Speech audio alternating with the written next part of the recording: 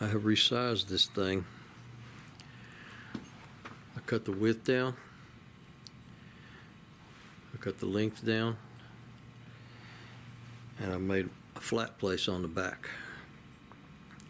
Because my wood needs to have a flat spot to go against. It's too hard to put wood against this rusted surface. So now I have a flat all the way around the back, and I cleaned up this teardrop. I don't know how old this thing is. He said it came off a real old Remington side-by-side. I probably got some screws that'll fit this. I'm sure I do somewhere. Anyway, so that we have repurposed an old butt plate. He's going to have this thing, this whole gun is going to be re-blued and polished, but he's going to have this butt plate engraved. And so it doesn't hardly matter what I do. The engraver will make me look good, but I got to make it fit. All right, I have my butt plate fitted. I'm going to start working down this side. This thing's so slim up here on this comb, it ain't got but one side. I'm going to leave this wrist maybe 1/8 of an inch bigger than what this is, just for strength. The rest of it's pretty good between here and here. So I'm going to start with my center line and go over and just work on this side here, get that down, then I'll come back and work on this other side, because I've got to match left and right on this bottom and yet leave the cheek piece. And so I need this here so I can match this to that, if that makes sense. And right now my light is shining on this, but to work on this I'm going to have to put my light over the center of it right here. And it's going to put a shadow over here, but shadows and highlights is how I tell what I'm doing. I think I'm going to take this down first, take the majority of it off of the grinder.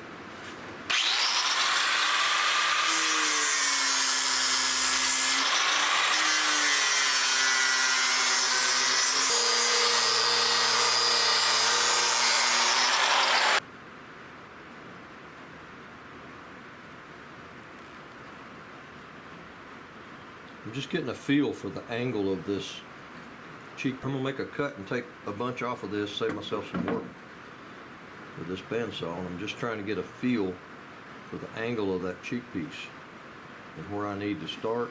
Up at this end, obviously you start at the metal of the butt plate, and how far off of center I'm gonna start that cut, and then coming down beside that cheek piece and where I'm going to end up off the center at this comb. If I can make one cut, I can save myself a lot of work. On this comb, if I stay about right here from it and then come out into the edge of this wrist, the angle is something like that. I don't know how to calculate that. It doesn't matter. I'm just getting a feel for it.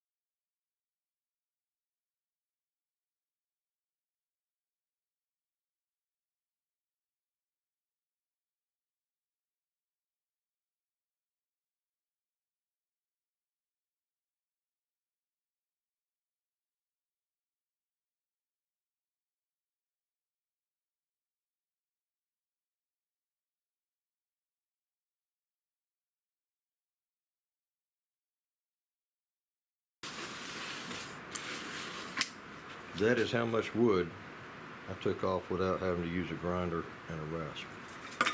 It's not for the faint of heart doing this though.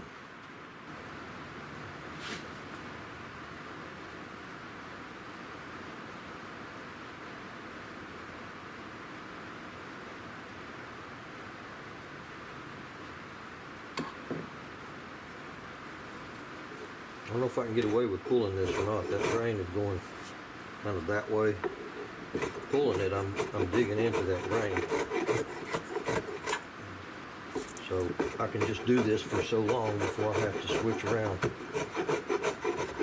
This is just removing quickly. I could stand to sharpen this thing. Wouldn't hurt its feelings.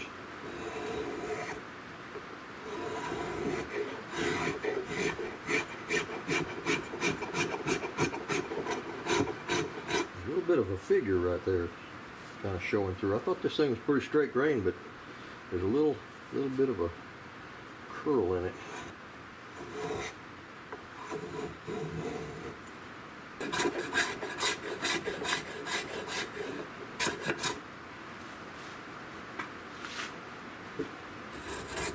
The opposite holds true for this side. The grain's going that way, so I can't go this way or dig into it. I can pull it easily enough.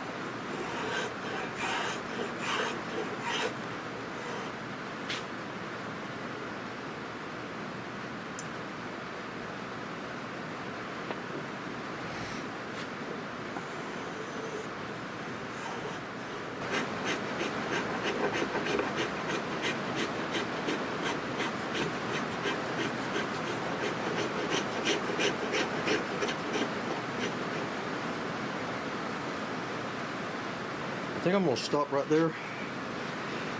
I'm getting close. Just from here to here, I'm getting close, but I'm still not there, but I don't want to do too much here. I'm going to flip this thing over and get the bottom close. I can always come back to this.